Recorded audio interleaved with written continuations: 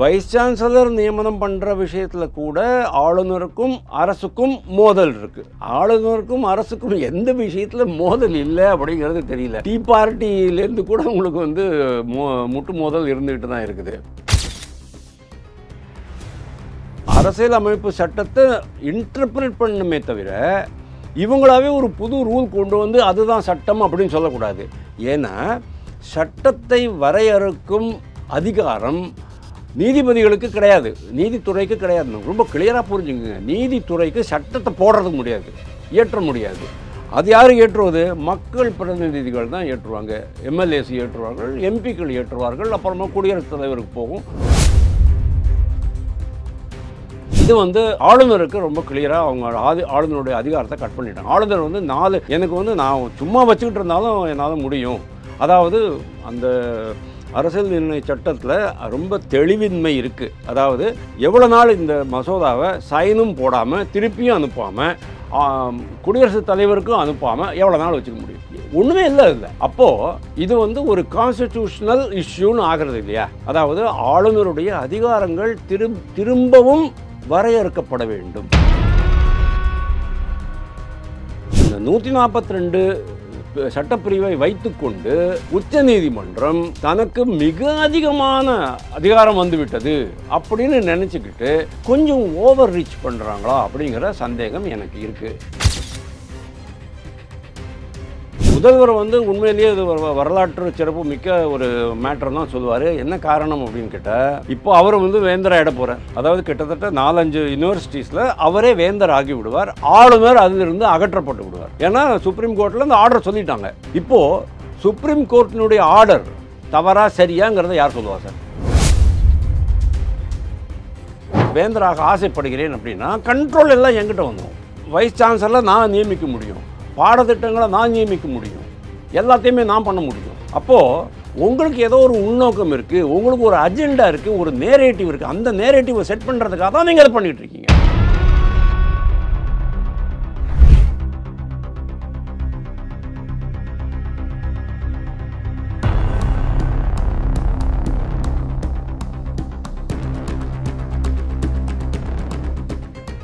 ரியலோ நேயர்களுக்கு வணக்கம். இன்று நம்மளுடைய நேர்காணலுக்கு அரசியல் விமர்சகர் திரு வாசுதேவன் அவர்கள் இணைஞ்சிருக்காங்க. சார் வணக்கம். வணக்கம் தமிழ். ஆளுநரை உயர்நீதிமன்றம் கடுமையாக சாடி இருக்காங்க. இன்னொரு பக்கம் வேந்தர் பதவியிலிருந்து விடுவிச்சிருக்காங்க. அந்த வேந்தர் பதவிக்கு முதலமைச்சர் திரு ஸ்டாலின் அவர்கள் அப்பாயின்மெண்ட் ஆக போறாரு. ஸோ இந்த கடிந்துரைதல், அதற்கப்புறம் வேந்தர் பதவியினுடைய விடுவிப்பு, இந்த விஷயங்கள்லாம் எப்படி பார்க்கறது? வேந்தர் பதவியிலிருந்து ஆளுநரை விடுவித்துள்ளது அப்படின்னு நான் நினைக்கல. அவங்க இந்த மசோதாவெல்லாம் ஏன் வச்சுருக்கீங்க, இந்த 10 மசோதாவை நீங்கள் ஏன் வச்சுருக்கீங்க அப்படின்னு அவங்க கேட்டிருக்காங்க. முன்னால் கூட கேட்டிருந்தாங்க. உங்களுக்கு ஞாபகம் இருக்கும், டிஒய் சந்திரசூடுங்கிறவர் தலைமை நீதிபதியாக இருக்கும்போது அவரே கேட்டார், what is your governor doing அப்படின்னாரு. உங்கள் கவர்னர் என்ன பண்ணுறாரு அப்படின்னு கேட்டார். அதாவது இவர் ஒரு அரசியலமைப்பு பதவி, அது அவருடையது ஒரு அரசியல் அமைப்பு பதவி.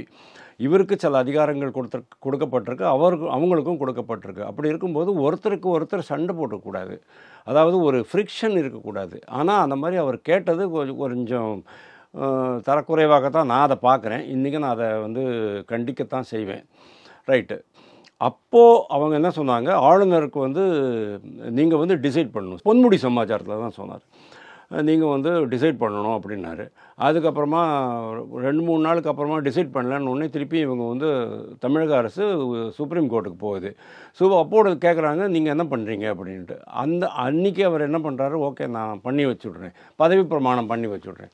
அதாவது குற்றம் சாட்டப்பட்டவர் பொன்முடி, குற்றம் சாட்டப்பட்டவர் செந்தில் பாலாஜி, ஆனால் குற்றம் இன்னும் நிரூபிக்கப்படாதவர்.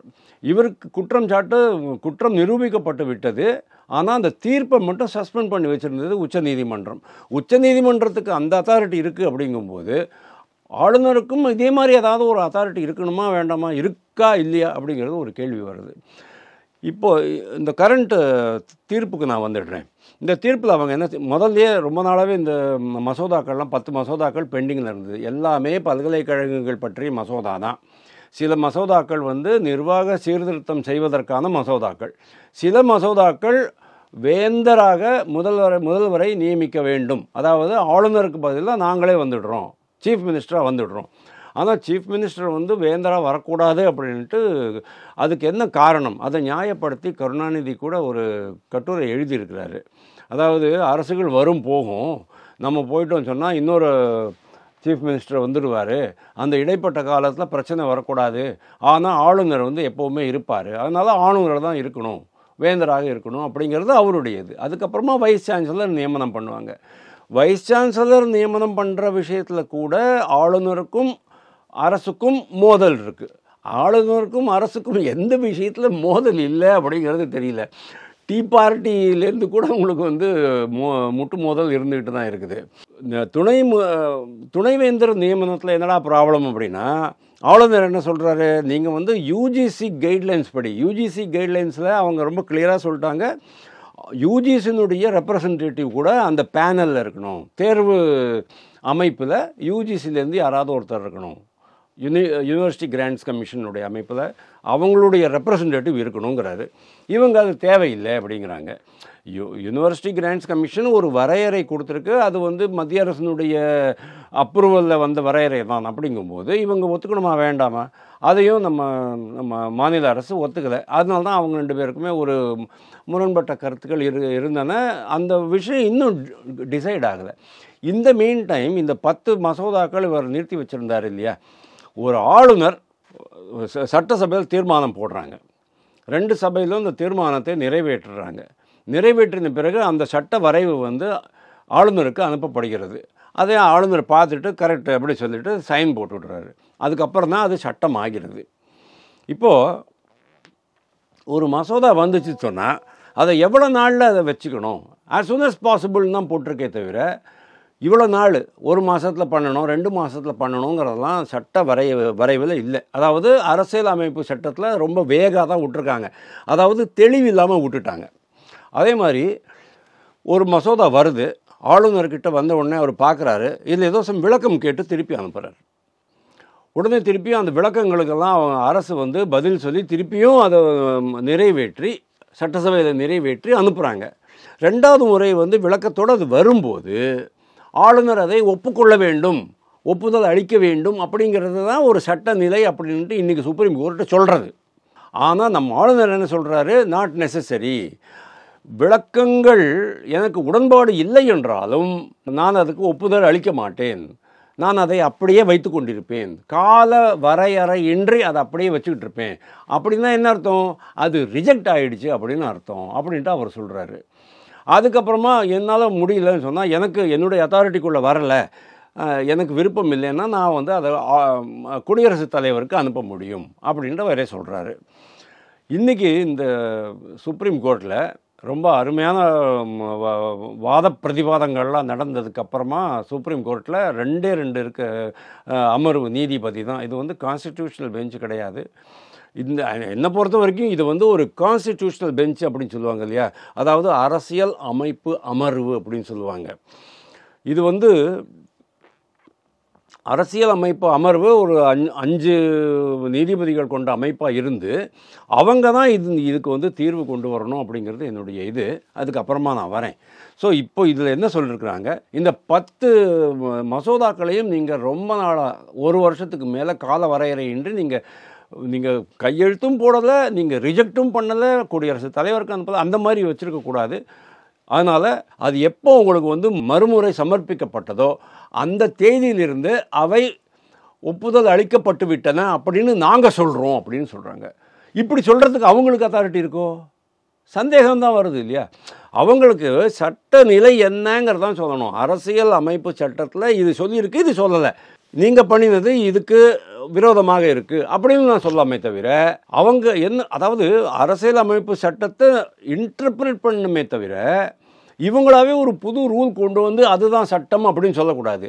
ஏன்னா சட்டத்தை வரையறுக்கும் அதிகாரம் நீதிபதிகளுக்கு கிடையாது, நீதித்துறைக்கு கிடையாது. ரொம்ப கிளியராக புரிஞ்சுங்க, நீதித்துறைக்கு சட்டத்தை போடுறதுக்கு முடியாது, இயற்ற முடியாது. அது யார் ஏற்றுவது, மக்கள் பிரதிநிதிகள் தான் ஏற்றுவாங்க. எம்எல்ஏஸ் ஏற்றுவார்கள், எம்பிக்கள் ஏற்றுவார்கள், அப்புறமா குடியரசுத் தலைவருக்கு போகும், கவர்னருக்கு போகும், இங்கே லோக்கலாக அவ்வளோதான் பண்ண முடியும். ஆனால் இவங்க என்ன சொல்கிறாங்க, இப்பொழுது அது உங்களுக்கு மறுபரிசீலனை செய்யப்பட்டு அனுப்பப்பட்டதோ அன்றிலிருந்து இன்று வரை நீங்கள் சும்மா வைத்து கொண்டிருக்கிறீர்கள், இது தவறு என்று உங்களுக்கு அனுப்பப்பட்டதோ அன்றிலிருந்து அவை சட்டமாகிவிட்டன அப்படின்னு நாங்கள் சொல்கிறோம் அப்படின்னு சொன்னால் இது வந்து எக்ஸ்ட்ரா கான்ஸ்டிடியூஷனால இல்லையா? அதாவது எக்ஸ்ட்ரா கான்ஸ்டிடியூஷனா என்ன? அதாவது உங்களுக்கு கொடுக்கப்பட்ட அதிகாரத்தை விட அதிக அதிகாரத்தில் நீங்கள் செய்கிறீர்கள் அப்படிங்கிற மாதிரி தான் ஒரு குற்றச்சாட்டு வர்றது. இதுக்கு அப்படி தான் அர்த்தமாகுது. நீ யாரால சொல்கிறதுக்கு அப்படின்னு கேட்போம் இல்லையா? சாதாரணமாக நம்மலாம் நீதித்துறையெல்லாம் அந்த மாதிரிலாம் கேட்க மாட்டோம். நீ யாரா சொல்கிறதுக்கு அப்படின்னு நம்ம கேட்க மாட்டோம். ஆனால் கிட்டத்தட்ட அது மாதிரி தான் ஆகிட்டுருக்குது. ஒரே சின்ன எக்ஸாம்பிள் சொல்கிறேன். கொரோனா சமயத்தில் ஆக்சிஜன் சிலிண்டர் ப்ராப்ளம் ரொம்ப அதிகமாச்சு. அதாவது ஒரு 2வது சுற்றில், அதாவது 2021 அப்போது பயங்கரமான அந்த பிளாக் மார்க்கெட்டிங்லாம் ஆரம்பிச்சிருந்தாங்க. ஆம் ஆத்மி கட்சிக்காரர்களே சிலிண்டர்லாம் பதுக்கி வச்சுக்கிட்டு, எம்எல்ஏஸ்லாம் பதுக்கி வச்சுக்கிட்டு பயங்கர ரேட்டுக்கு விற்றுக்கிட்டு இருந்தாங்க. ஒரு பெரிய கேஸ் ஆச்சு, சுப்ரீம் கோர்ட்டுக்கு போச்சு. சுப்ரீம் கோர்ட் என்ன சொல்லிச்சு தெரியுமா? மோடி கவர்மெண்ட்டை ரொம்ப பயங்கரமாக கடிஞ்சிக்கிட்டாங்க. கடிஞ்சிக்கிறது தான் அவங்களுடைய வேலைங்கிற மாதிரி கடிஞ்சிக்கிட்டாங்க. இவ்வளோ பெரிய நாடை நிர்வகிப்பது எவ்வளோ கஷ்டம் அப்படிங்கிறதெல்லாம் புரிஞ்சிக்க வேண்டாமா? நாளைக்கு இந்த ஒரு வாரத்துக்குள்ளேயே நீங்கள் 140 கோடி பீப்புளுக்கும் வேண்டிய அளவுக்கு ஆக்சிஜன் சிலிண்டர் கொடுக்கணும் அப்படின்ட்டாங்க. கொடுக்கலன்னு சொன்னால் நாங்கள் கொடுப்போம், நாங்களே நிர்வாகத்தை கையில் எடுத்துக்கொள்வோம். இதெல்லாம் ரொம்ப தப்பு. உங்களுக்கு நீங்கள் வந்து சீஃப் ஜஸ்டிஸாக இருக்கலாம், சுப்ரீம் கோர்ட்டில் நீதிபதிகளாக இருக்கலாம். ஆனால் உங்களுக்கு வந்து சட்டத்தை இன்டர்பிரட் பண்ணி சட்டத்தை மீறாமல் சட்டசபையோ பாராளுமன்றமோ நடக்க வேண்டும் என்பதை நீங்கள் உறுதி செய்து கொள்ள வேண்டும். அவ்வளோதான் உங்களுடைய டியூட்டி. அதை விட்டுவிட்டு நானே நிர்வாகத்தையும் பண்ணிவிடுவேன், என்ன நினச்சிக்கிட்டு இருக்கிற அப்படின்னு கொத்தைக்கு வந்துக்கிட்டு இருந்தா இது வந்து ஒரு ஆரோக்கியமான ஒரு அமைப்பா அப்படின்னு ஒரு மிகப்பெரிய கேள்வி வருது. இந்த விஷயத்தில் இன்றைக்கி என்ன தோன்றது அப்படின்னா, இது வந்து ஆளுநருக்கு ரொம்ப கிளியராக அவங்க ஆளுநருடைய அதிகாரத்தை கட் பண்ணிட்டாங்க. ஆளுநர் வந்து எனக்கு வந்து நான் சும்மா வச்சுக்கிட்டு இருந்தாலும் என்னால் முடியும். அதாவது அந்த அரசியல் நிர்ணய சட்டத்தில் ரொம்ப தெளிவின்மை இருக்குது. அதாவது எவ்வளோ நாள் இந்த மசோதாவை சைனும் போடாமல் திருப்பியும் அனுப்பாமல் குடியரசுத் தலைவருக்கும் அனுப்பாமல் எவ்வளோ நாள் வச்சுக்க முடியும்? ஒன்றுமே இல்லை இல்லை. அப்போது இது வந்து ஒரு கான்ஸ்டிடியூஷனல் இஷ்யூன்னு ஆகிறது இல்லையா?